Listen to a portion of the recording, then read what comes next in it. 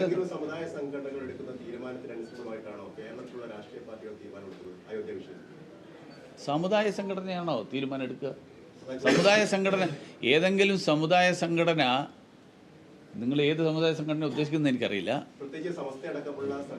അല്ല, അവരൊക്കെ ഞാൻ ചോദിക്കട്ടെ, സമസ്ത എന്ന് പറയുന്ന സംഘടനയ്ക്ക് ഹിന്ദു ക്ഷേത്രത്തിൽ ആരൊക്കെ പോകണമെന്ന് തീരുമാനിക്കേണ്ടത് അവരാണ്. ഹിന്ദു ക്ഷേത്രത്തിൽ ആര് പോകണം എന്നുള്ളത് ഹിന്ദുക്കൾ തീരുമാനിക്കും, ഹിന്ദു വിശ്വാസികൾ തീരുമാനിക്കും, ക്ഷേത്ര വിശ്വാസികൾ തീരുമാനിക്കും. പള്ളിയിൽ ആരൊക്കെ പോകണം എന്നുള്ള കാര്യത്തിൽ അവരൊക്കെ അഭിപ്രായം പറയും. അയോധ്യയിൽ ഉണ്ടാകുന്നത് പള്ളിയല്ല, ക്ഷേത്രം.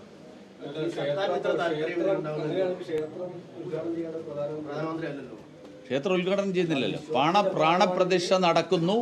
ആ പ്രാണപ്രതിഷ്ഠ നടക്കുന്ന സ്ഥലത്ത് ആ പരിപാടിയിൽ മുഖ്യ അതിഥിയായിട്ട് പ്രധാനമന്ത്രിയെ ക്ഷണിച്ചത് തീർത്ഥക്ഷേത്ര ട്രസ്റ്റിന്റെ ആൾക്കാരാണ്.